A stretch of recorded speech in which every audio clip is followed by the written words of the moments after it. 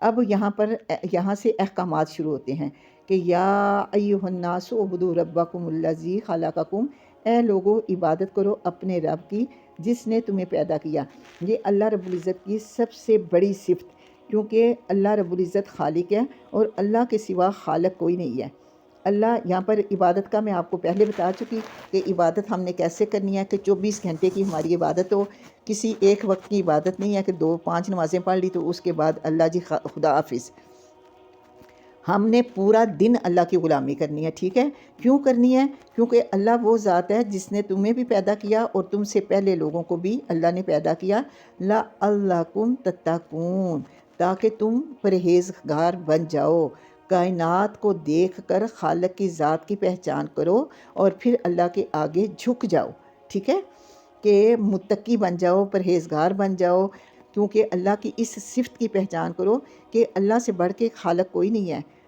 اللہ جیسا خالق بھی کوئی نہیں ہے۔ دیکھو اللہ کی کاریگری کتنی جو ہے وہ اپنے ارد گرد دیکھو، تمہیں نظر آئے گی کہ یہ اس لیے ہے کہ تم اللہ کی کائنات کو دیکھ کے اللہ کی ذات تک پہنچو اور کل ہونے والے اللہ کے عذابوں سے بچ جاؤ۔ اللہ وہ ذات ہے جس نے بنایا تمہارے لیے زمین کو فرش اور آسمان کو چھت۔ یہ آگے اللہ تعالیٰ کی دو بہت بڑی نشانیاں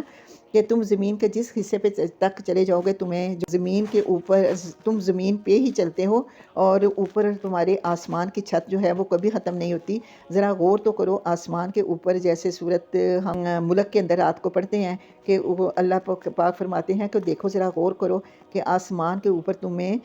کوئی شگاف نظر آتا ہے؟ حالانکہ ہر آسمان کے اوپر ہر بندے کے 2 دروازے ہیں اور ان میں سے ایک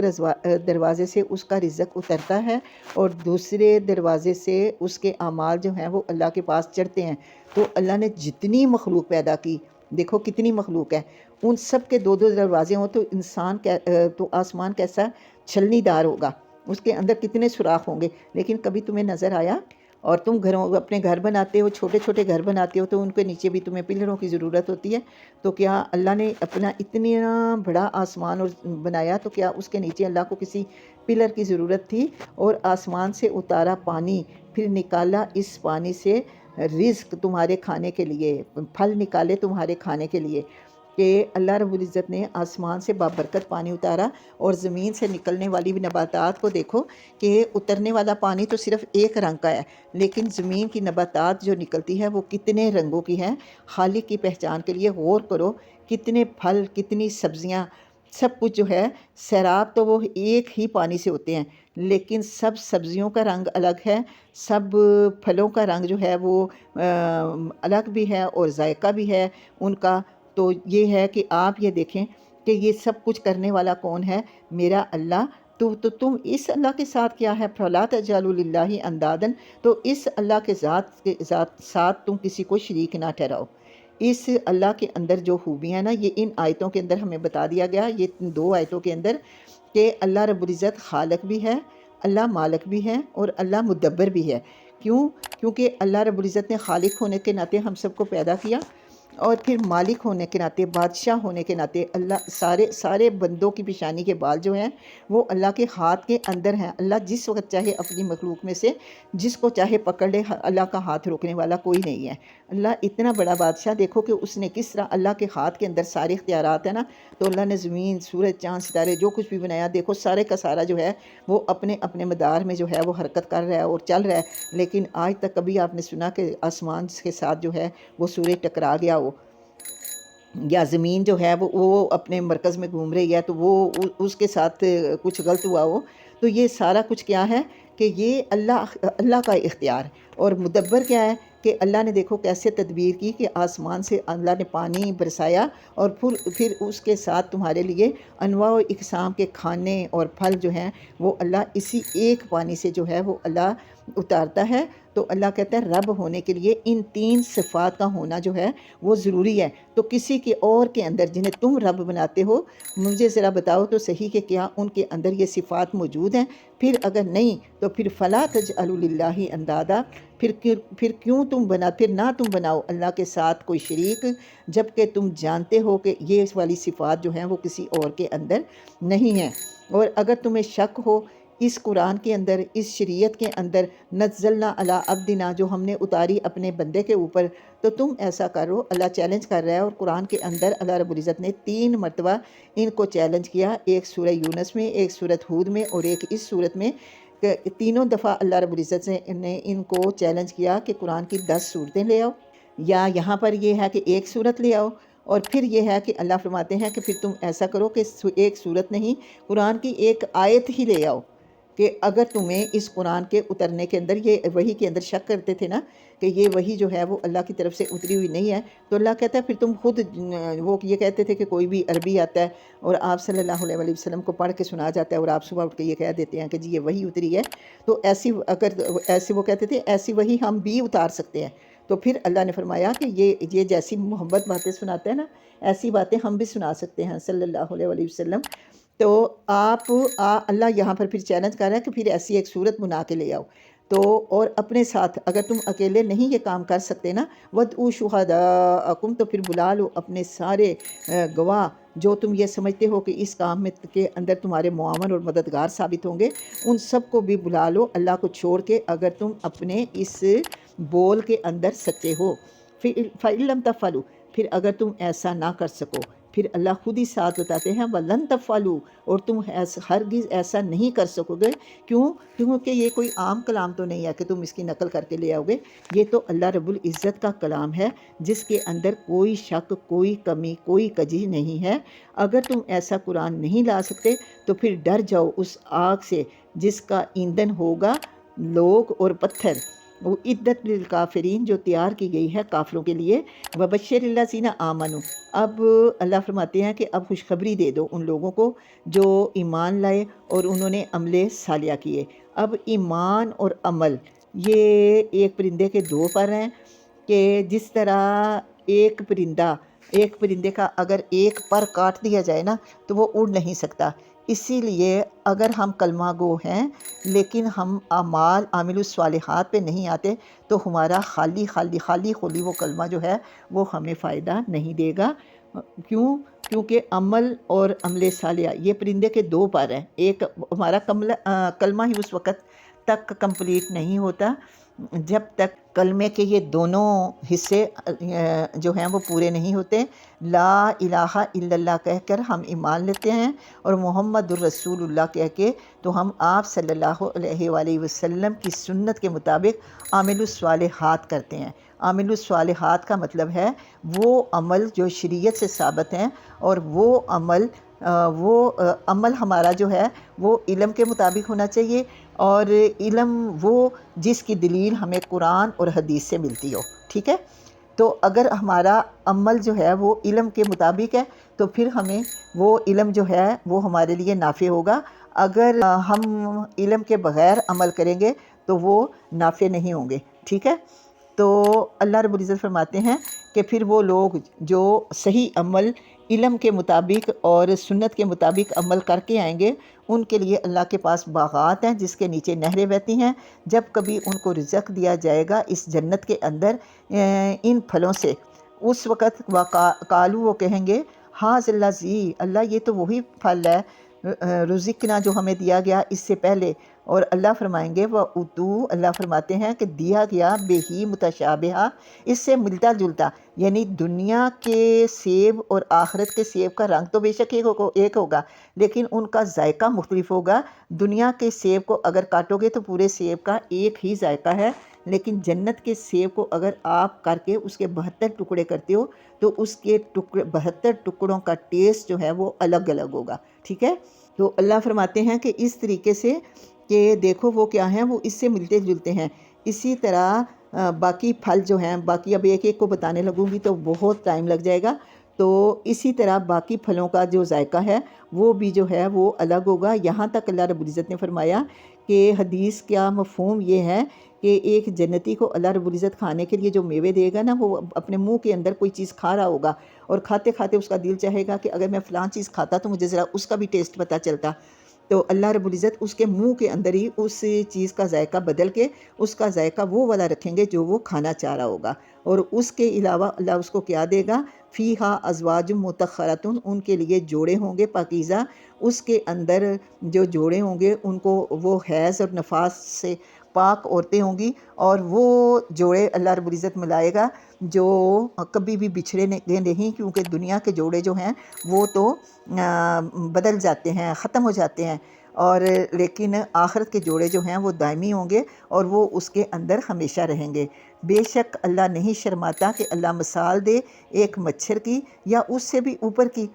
تو جس وقت اللہ رب العزت نے قرآن پاک کے اندر یہ مثال دی تھی نا مچھر کی، کہ نمرود کی قوم کو ایک مچھر نے ہلاک کیا، تو اس وقت کافر یہ کہتے تھے کہ اتنا بڑا اللہ، اتنی شان والا اللہ، اور اللہ مثالیں دیتا ہے ایک مچھر کی یا ایک مکھی کی۔ تو اللہ رب العزت فرماتے ہیں کہ مچھر بھی میری مخلوق، مکھی بھی میری مخلوق، اور جیسے پیچھے ہم نے پڑھا کہ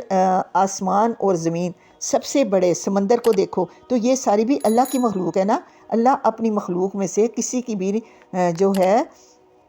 وہ مثال دے سکتا ہے۔ فَأَمَّا الَّذِينَ آمَنُوا، پس جو ایمان والے ہیں، فَيَعْلَمُونَ، وہ جانتے ہیں، أَنَّهُ الْحَقُّ مِن رَبِّهِمْ، کہ یہ حق ہے ان کے رب کی طرف سے، کہ اس بات کے اندر کوئی بھی جھوٹ نہیں ہے، کہ میرے اللہ نے قرآن کے اندر جو کچھ بھی ہمیں بتا دیا اس کے اندر کچھ بھی جھوٹ نہیں ہے، یہ سارا قرآن حق ہے۔ اور اگر اللہ دیکھیں کہ جو ایمان والے ہیں نا، وہ تو یہ سوچ کے ان کا ایمان بڑھتا ہے کہ ہمارا واسطہ اس اللہ کی ذات کے ساتھ ہے کہ جو ہلاک کرنے پہ آیا تو اس نے ایک ننھے مچھر کے ساتھ، نمرود جیسا بادشاہ جو اپنے آپ کو رب کہتا تھا، اللہ رب العزت نے اس کو ایک ننھے کیڑے کے ذریعے ہلاک کر کے دکھا دیا۔ اما الذین کفروا، اور جو لوگ کافر ہیں وہ یہ کہتے ہیں کہ اللہ کا کیا ارادہ ہے اس مثال کے ساتھ، تو اللہ فرماتے ہیں کہ یضل بہ کثیرا، کہ اللہ گمراہ کرتا ہے اس مثال کے ساتھ بہت سے لوگوں کو، اور ہدایت دیتا ہے اس کے ساتھ بہت سے لوگوں کو، یعنی کہ جو ایمان والے ہیں، جو وہ اپنے یقین کی بنا کے اوپر وہ کیا ہے، اپنے ایمان میں مزید بڑھتے ہیں، اور جو ایمان اور ان کا ایمان جو ہے پھر اللہ پاک ان کے لیے ہدایت کے مزید دروازے کھولتا ہے، جس سے ان کا ایمان جو ہے وہ مزید بڑھتا ہے۔ جس وقت انسان اللہ کی فرما برداری کے عمل کرتا ہے تو اس وقت اللہ اس کے لیے اپنی رحمت کے دروازے کھول دیتا ہے، اور وہ ایمان میں بڑھتا چلا جاتا ہے، تو اس سے ایمان اس کا بڑھتا ہے۔ تو ایمان بندے کا جو ہے وہ کبھی گھٹتا ہے کبھی بڑھتا ہے، ایک جیسا نہیں رہتا، ٹھیک ہے۔ آپ نے بھی دیکھا ہوگا کہ بعض اوقات ہم کوئی چیز ہم اپنے ہاتھوں سے کھانے لگتے ہیں، اور ہم وہ چیز جو ہے وہ پھر کہتے ہیں کہ اچھا ٹھہر کے کھاؤں گی، اور اتنی دیر میں کوئی مہمان آ جاتا ہے تو وہ چیز جو ہے وہ اس کے نصیب کی ہوتی ہے، وہ کھاتا ہے، تو ہم فوراً ہمارا ایمان بڑھتا کہ نہیں بڑھتا؟ ہم کہتے ہیں کہ نہیں، میرے اللہ نے یہ کہا نا کہ مہمان آنے سے پہلے میں اس کا رزق جو ہے وہ آپ کے گھر میں اتار دیتا ہوں، تو آپ کا ایمان بڑھتا ہے نا کہ دیکھا مہمان ابھی نہیں آیا اور اس کا یہ رزق جو ہے وہ پہلے سے اللہ رب العزت نے میرے گھر میں اتار دیا۔ تو ان باتوں سے بہت سے لوگوں کا جو ایمان ہے وہ بڑھتا ہے، اور بہت سے لوگ اس سے گمراہ ہوتے ہیں۔ نافرمان جو ہے وہ ان کی نافرمانی کی وجہ سے ان کا ایمان جو ہے وہ ناقص رہتا ہے۔ گمراہ کون ہوگا اس سے؟ صرف وہ ہوگا جو اللہ کی نافرمانی کرتے ہیں نا، صرف وہ ہی گمراہ ہوتے ہیں۔ جو اللہ کو مانتے ہیں اور اللہ کی مان کے چلتے ہیں، ان کے لیے تو اللہ جو ہے وہ اپنی رحمت کے دروازے جو ہے وہ کھولتا چلا جاتا ہے۔ اگلی آیت کے اندر آیا کہ وہ لوگ جو توڑ دیتے ہیں اللہ کے عہد کو، من بعد میثاقہ، اس کی مضبوطی کے بعد، کہ اللہ رب العزت نے ایک تو وہ عہد تھا جو ہم نے اللہ رب العزت سے جس وقت اللہ نے تمام ارواح کو جو ہے وہ پیدا کیا تھا، تو اس وقت ہم نے اللہ رب العزت نے ہم سے عہد لیا تھا کہ کیا میں تمہارا رب ہوں، تو اس وقت سب ارواح نے اس وقت جو ہے وہ اس بات کی تصدیق کی تھی کہ اللہ آپ ہی اب ہمارے رب ہیں۔ تو اس وقت اللہ رب العزت نے ہم سے عہد لیا تھا کہ ٹھیک ہے، پھر تم نے کیا کرنا ہے کہ صرف میری بندگی کرنی ہے، میرے ساتھ کسی کو شریک نہیں کرنا، اور جب تم صرف میری عبادت کرو گے تو پھر میں کیا کروں گا، میں بھی پھر تمہیں اس کے بدلے جو ہے وہ بڑھا چڑھا کر عطا کروں گا۔ تو اللہ رب العزت نے یہ عہد لیا۔ اس کے علاوہ اس عہد سے مراد یہ ہے کہ اللہ رب العزت نے انسانوں کو بھائی بھائی بنایا نا، اللہ نے فرمایا نا کہ سارے انسان جو ہیں وہ آپس میں بھائی بھائی ہیں، تو وہ کیا ہے کہ ان کے ساتھ بھائی چارہ یا صلہ رحمی جو ہے وہ کرنی ہے۔ صلہ رحمی کا دوسرا بدلہ جو ہے وہ جنت ہے۔ تو اللہ کہتے ہیں وَيَقْطَعُونَ مَا أَمَرَ اللَّهُ، اللہ نے تو تمہیں ان رشتوں کے جوڑنے کا حکم دیا تھا، کیونکہ اللہ نے فرما دیا تھا کہ کل ان رشتوں کے بارے میں اللہ تم سے سوال کرے گا۔ اب کن رشتوں کے بارے میں سوال ہوگا؟ جو رحم کے رشتے ہیں، یعنی کہ عورت کے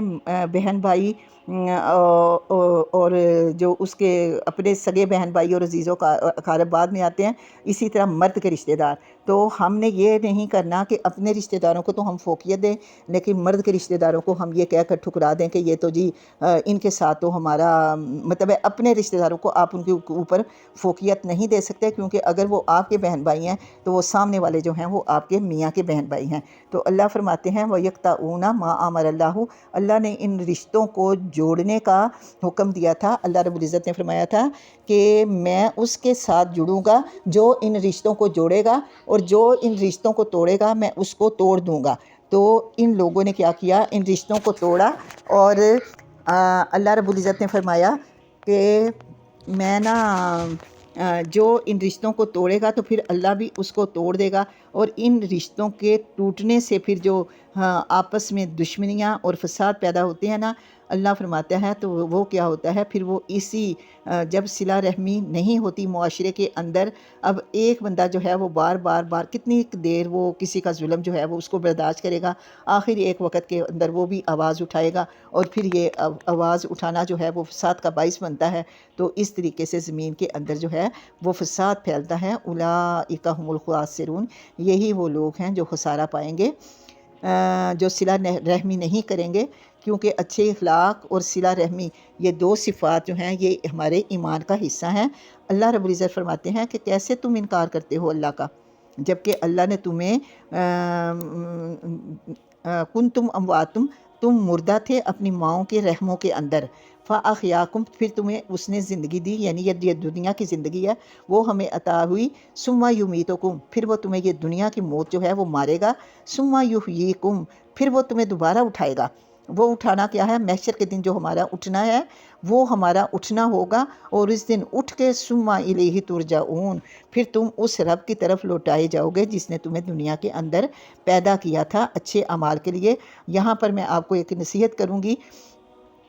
کہ ہمیں اپنی پیدائش کا مقصد جو ہے نا اس کو یاد رکھنا چاہیے کہ ہمیں اللہ رب العزت نے اگر پیدا کیا تو ہماری پیدائش کا مقصد کیا تھا۔ اللہ رب العزت نے خود ہی فرما دیا کہ وما خلقت الجن والانس الا لیعبدون، کہ ہم نے انسانوں اور جنوں کو پیدا کیا تو صرف اپنی عبادت کے لیے، اللہ کرے کہ ہم اس بندگی کا حق جو ہے وہ اس کو ادا کر دیں۔ وہ اللہ وہ ذات ہے جس نے پیدا کیا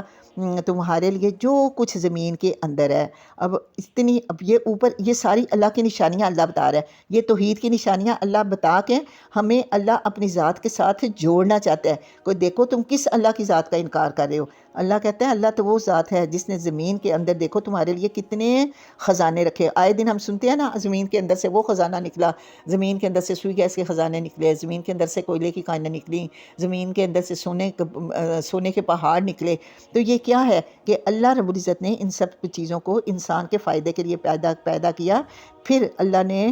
ثم استوى الى السماء، پھر چڑھ گیا اللہ رب العزت نے قرار پکڑا یا اللہ نے سکونت اختیار کی پھر آسمان کے اوپر، پھر اس نے ساتوں آسمان برابر کیے۔ 2 دن میں اللہ رب العزت نے زمین بنائی، 2 دن کے اندر اللہ رب العزت نے آسمان بنایا،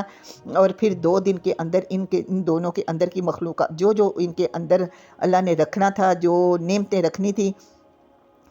زمین کے اندر اس کے خزانوں کو رکھا، آسمان کے اوپر فرشتے جتنے بھی تھے وہ 7 آسمانوں کے فرشتوں کو اللہ رب العزت نے مقرر کیا، اور پھر ان کی ڈیوٹیاں جو ہیں وہ ان کو سمجھائیں۔ وَهُوَ بِكُلِّ شَيْءٍ عَلِيمٌ، اور اللہ ہر چیز کو جاننے والا ہے۔ کہ اللہ رب العزت نے اپنی مخلوق کو پیدا کر کے اللہ نے اسے بے یار و مددگار نہیں چھوڑا، اللہ رب العزت نے اس کو جو ہے وہ ہر چیز کا علم، جو بھی مخلوق اللہ نے پیدا کی اور جو ڈیوٹی اللہ نے سمجھائی اس کو، اللہ دونوں کو جانتا ہے کہ کون بندہ جو ہے وہ اپنے فرائض کو پوری جو ہے دل جمی کے ساتھ ادا کرتا ہے، اور کون ہے جو اللہ کے فرائض کا انکار کرتا ہے۔ وَإِذْ قَالَ رَبُّكَ لِلْمَلَائِكَةِ، اور جب وہ کہا اللہ نے تیرے رب نے فرشتوں سے، میں بنانے والا ہوں فی الارض خلیفہ، زمین کے اندر ایک نائب کو۔ تو اس وقت آپ کو یہ بتا دوں کہ اللہ کی تین طرح کی مخلوق ہے، ایک فرشتے، ایک جن اور ایک انسان۔ اللہ کے فرشتے جو ہیں وہ اللہ کی نوری مخلوق ہیں، وہ صرف اللہ کی اطاعت ہی کرنا جانتے ہیں، ان کے اندر نافرمانی کا جذبہ نہیں ہے، کیونکہ وہ اللہ کی غیر اختیاری مخلوق ہیں۔ اللہ رب العزت نے جتنا ان کو حکم دیا وہ صرف اتنا ہی کام کریں گے، اس سے زیادہ وہ نہیں کر سکتے۔ یعنی جس فرشتوں کو، یہ اگلی آیت بھی ساتھ ہی لے کے چل رہی ہوں، کہ جس فرشتے کو اللہ رب العزت نے حکم دیا نا کہ جیسے جبرائیل امین ہے تو انہوں نے وحی اتارنے کا کام ہے، تو وہ بارش برسانے کا کام نہیں کریں گے، وہ نہیں کر سکتے، کیونکہ اللہ نے ان کو اتنا ہی علم دیا۔ تو جو حضرت اسرائیل جو ہیں وہ جان نکال سکتے ہیں، وہ بارش نہیں برسا سکتے، ٹھیک ہے۔ تو اس طرح تمام فرشتوں کی ڈیوٹیاں جو اللہ رب العزت نے بتائی تھیں، وہ اللہ نے فرشتوں کو صرف اتنا ہی علم ہے۔ اچھا، اب اللہ رب العزت نے دوسری مخلوق جو ہے وہ جنات تھے، جنات کو اللہ رب العزت نے آگ سے پیدا کیا۔ تیسری مخلوق اللہ کی انسان ہے، جس کے اندر اللہ رب العزت نے شر بھی رکھا اور خیر بھی رکھا۔ اب اللہ کی یہ مخلوق جو ہے یہ نیکیاں بھی کرتی ہے اور بدیاں بھی کرتی ہے، ٹھیک ہے، کیونکہ اصل امتحان اس کا ہے کہ کون انسان جو ہے وہ اپنے شر کو اپنے اندر دبا دیتا ہے اور اپنے خیر کو جو ہے وہ اوپر اٹھاتا ہے اور اس سے فائدہ حاصل کر کے جو ہے وہ اللہ کی جنت کا حقدار بنتا ہے، ٹھیک ہے۔ تو اب جس وقت اللہ رب العزت نے فرشتوں سے کہا کہ میں اپنا ایک نائب بنانا چاہتا ہوں، کس وجہ سے اللہ نے یہ کہا تھا؟ کیونکہ اللہ ایک چھپا ہوا خزانہ تھا۔ اللہ نے جتنی بھی مخلوق پیدا کی تھی نا، وہ ساری کی ساری جو ہے وہ غیر اختیاری تھی، اور انسان کی پیدائش سے پہلے زمین کے اندر جنات آباد تھے جو بہت زیادہ جو ہے فتنہ فساد پھیلاتے تھے۔ تو اللہ رب العزت نے ان کو جو ہے ان سے زمین کو خالی کروایا، اور پھر اللہ نے وہاں پر انسان کو آباد کرنے کا سوچا۔ تو اس وقت اللہ رب العزت نے یہ فرشتوں سے کہا کہ میں زمین کے اوپر ایک نائب بنانے والا ہوں۔ نائب کا مطلب یہ ہوتا کہ نائب کون ہے؟ وہ اللہ کا نائب یا اللہ کا نمائندہ آپ کہہ لیں، جو اللہ کے قانون کو دنیا والوں کے انسان زمین والوں کے اوپر، کیونکہ اللہ اپنا قانون جو ہے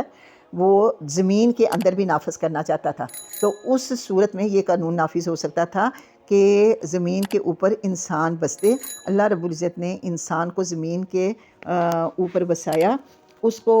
اختیاری مخلوق بنایا۔ اللہ کا یہ دل چاہتا تھا کہ میں کوئی ایسی مخلوق پیدا کروں جو میری ذات کی پہچان کرے اور پھر میرے آگے جھکے۔ تو اس کام کے لیے پھر اللہ رب العزت نے انسان کو پیدا کیا اور اپنا خلیفہ بنانے کی جو ہے وہ خواہش ظاہر کی۔ تو فرشتوں نے کہا اتجعل فیہا، کیا تو بنائے گا اس کے اندر من یفسد فیہا، جو فساد پھیلائے گا اس کے اندر، ویسفک الدماء، اور وہ خون بہائے گا، کیونکہ اس سے پہلے جو اختیاری مخلوق جن دنیا کے اندر آباد تھے تو وہ فتنہ فساد ہی کر رہے تھے، تو ان کو یہ ڈر تھا کہ اب جو انسان آئے گا اس کو بھی اللہ رب العزت اختیار دے گا اور وہ اپنے اختیار کا ناجائز فائدہ اٹھا کر زمین کے اندر جو ہے وہ خون ریزیاں کریں گے اور جو ہے وہ زمین کے اندر فساد پھیلے گا۔ اور فرشتوں نے کہا کہ وَنَحْنُ نُسَبِّحُ بِحَمْدِكَ، اور اے اللہ ہم تیری پاکی بیان کرتے ہیں تیری تسبیح کے ساتھ، وَنُقَدِّسُ لَكَ، اور ہم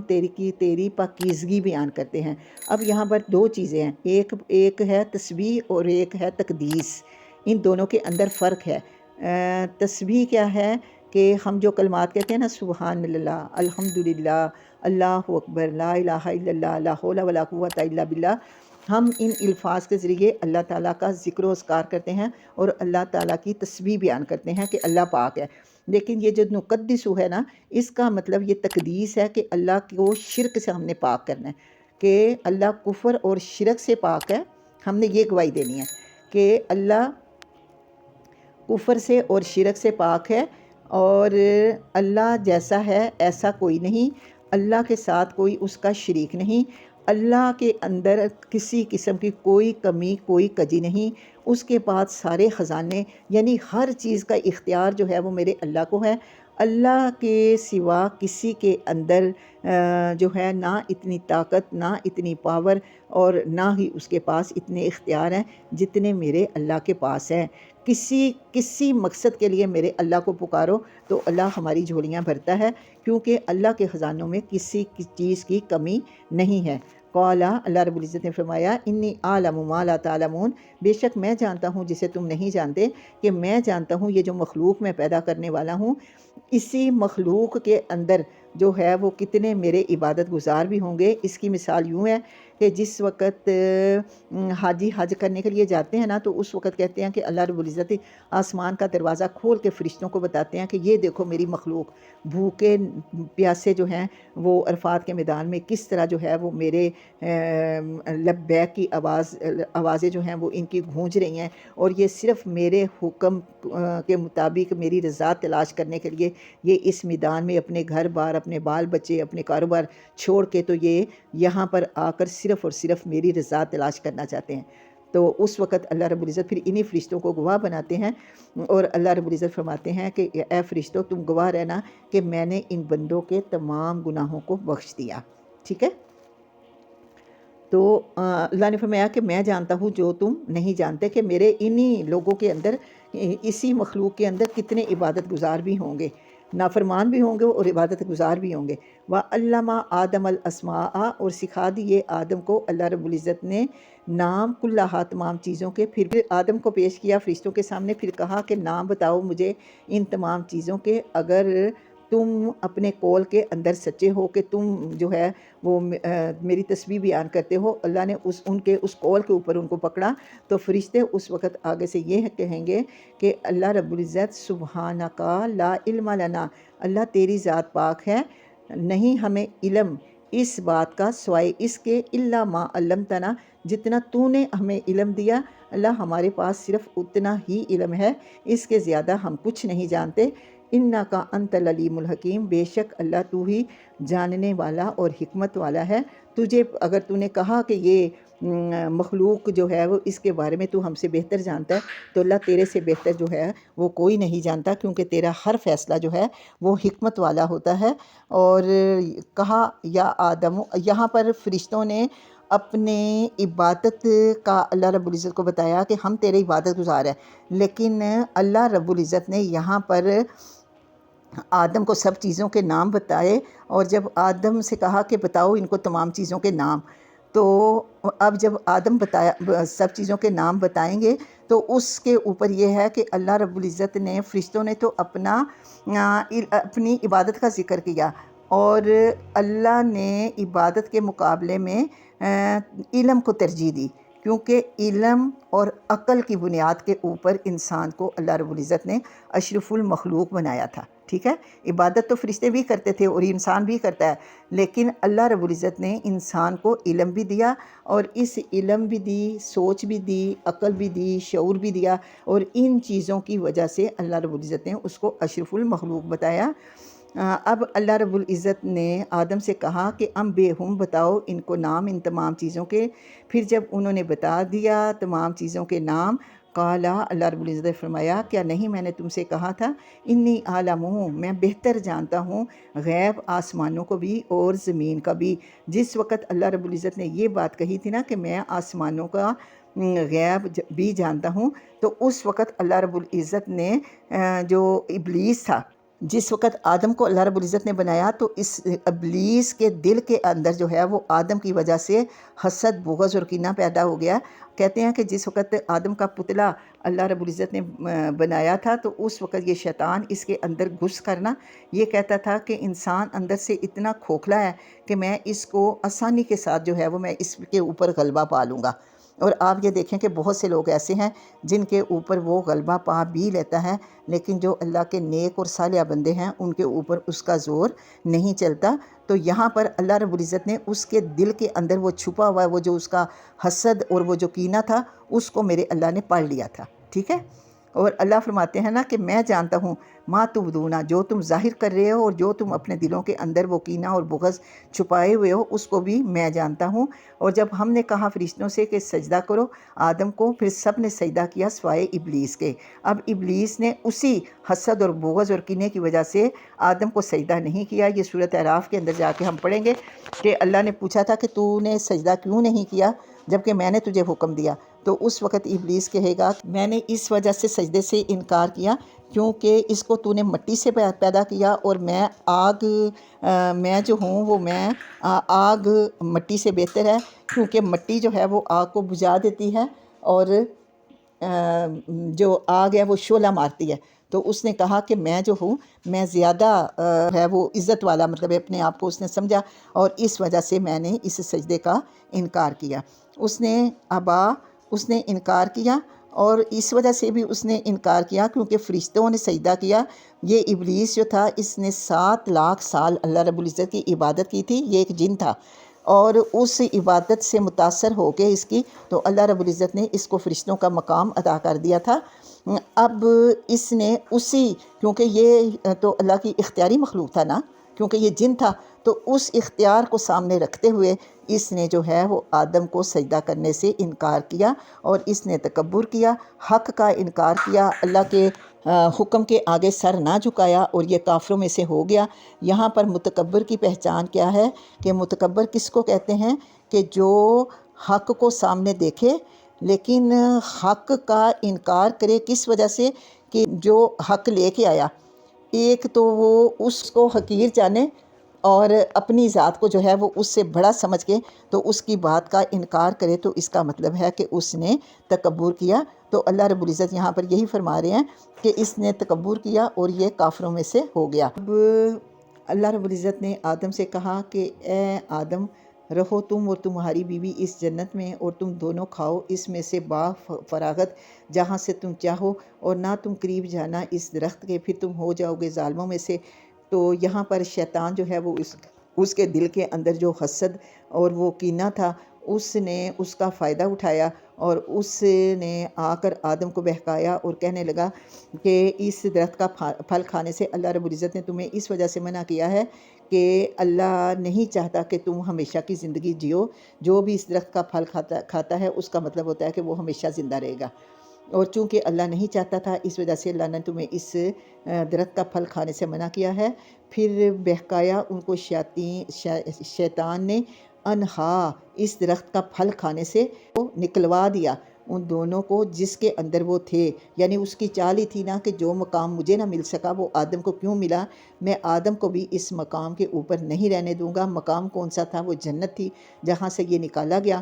ریاکاری سے جو ہے وہ آدم کو بھی اس جنت سے نکلوا دیا۔ تو اللہ رب العزت نے فرمایا وَقُلْنَا اهْبِطُوا بَعْضُكُمْ لِبَعْضٍ عُدُوًّا، اب ہم نے کہا کہ اتر جاؤ تم میں سے بعض کے دشمن ہیں، یعنی انسان کی اور شیطان کی یہ جنگ جو ہے وہ اس وقت شروع ہوئی، اور آپ یہ دیکھیں کہ رہتی دنیا تک ان کی یہ لڑائی جو ہے وہ جاری رہے گی، وہ جنگ جاری رہے گی، کیونکہ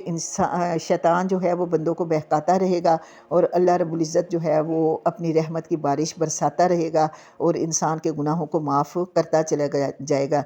اس شیطان نے اللہ رب العزت سے یہ کہا تھا کہ میں دائیں بائیں سے آ کے دائیں بائیں آگے پیچھے سے آ کے تیرے بندوں کو بھٹکاؤں گا، اور اللہ رب العزت نے فرمایا تھا کہ جتنا مرضی تو میرے بندوں کو بہکا لے، میرا بندہ زمین کے اوپر سجدہ کرے گا اور میں اوپر سے اپنی رحمت کی بارش برسا کر اس کے گناہوں کو معاف کر دوں گا۔ تو اب یہ جب ان کی دشمنی جو ہے وہ شروع ہو گئی، تو اللہ رب العزت نے ان دونوں کو، انسان کو بھی اور شیطان کو بھی زمین کے اوپر اتار دیا، اور اللہ نے فرمایا کہ اب زمین ہی تم دونوں کا ٹھکانہ ہے ایک خاص وقت تک، اور متاع ہے تمہارے لیے، یعنی کہ متاع کا مطلب ہوتا ہے وہ ساز و سامان جو زندگی گزارنے کے لیے جس کی ضرورت ہوتی ہے۔ تو اللہ رب العزت نے فرمایا کہ اب تمہارے لیے اس وقت تک، جس وقت تک تمہیں موت نہ آئے، اس وقت تک کا سارا سامان زیست جو ہے وہ اللہ نے دنیا کے اندر رکھ دیا۔ فَتَلَقَّىٰ آدَمُ، پھر سیکھ لیے آدم نے اپنے رب سے کچھ کلمات، فَتَابَ عَلَيْهِ، پھر اللہ کو اس کے اوپر ترس آیا۔ آدم سے چونکہ جنت بھی چھن گئی आदम का जन्नत का लिबास भी अल्लाह रब्बुल इज़्ज़त ने उतरवा लिया, अल्लाह के फ़रिश्ते भी अल्लाह से दूर हो गए, आदम से दूर हो गए और अल्लाह की नाराज़गी भी आदम को मिली। तो इन सब के जाने की वजह से आदम बहुत ज़्यादा रोते थे। यूँ भी बयान आता है कि आदम जो थे वो इतना रोते थे, इतना रोते थे कि उनकी ये गालों के ऊपर ना रोने से नालियाँ बन गई थीं। तो फिर अल्लाह रब्बुल इज़्ज़त को उनके ऊपर तरस आया, इन्नहु हुवत तव्वाबुर रहीम, क्योंकि अल्लाह ही जो है, यहाँ पर अल्लाह की दो सिफ़ात फिर बताई गई, एक तव्वाब और एक रहीम, कि तौबा कबूल करने का जो है ना वो सिर्फ़ और सिर्फ़ हक़ मेरे है, मेरे अल्लाह को हासिल है। तौबा वो अमल है जो मौत की हिचकी तक अल्लाह रब्बुल इज़्ज़त आपको उसका मौका देता है। यहाँ पर ये देखें कि आदम से गलती हुई तो वो अल्लाह के आगे झुक गया और उसने जब इस्तग़फ़ार की अपने गुनाह के ऊपर, तो अल्लाह ने उसके लिए फिर तौबा का दरवाज़ा खोला, जो आदम से सिलसिला शुरू हुआ और क़यामत तक ये सिलसिला चलता रहेगा। यानी इनफ़रादी तौबा का दरवाज़ा उस वक़्त खुला है जिस वक़्त मौत का गरगरा इंसान को नहीं लगता, और इज्तिमाई मौत वो है जिस वक़्त तक सूरज जो है वो मशरिक़ की बजाय मग़रिब से नहीं निकलता। तो अल्लाह रब्बुल इज़्ज़त जो है वो अल्लाह ने ख़ुद ही जो है वो तौबा का दरवाज़ा जो है वो खोला। और हज़रत उमर फ़ारूक रज़ी अल्लाह ताला अन्हु ये फ़रमाया करते थे कि अगर अल्लाह ने हमारी दुआएं कबूल ना करनी होती तो फिर अल्लाह हमारे लिए जो है वो अल्लाह हमें दुआ का तरीका ही ना सिखाता। अगर अल्लाह रब्बुल इज़्ज़त ने हमारी दुआ को कबूल ना करना होता तो यहाँ पर भी अल्लाह रब्बुल इज़्ज़त ने फिर हज़रत आदम अलैहिस्सलाम की तौबा को कबूल किया।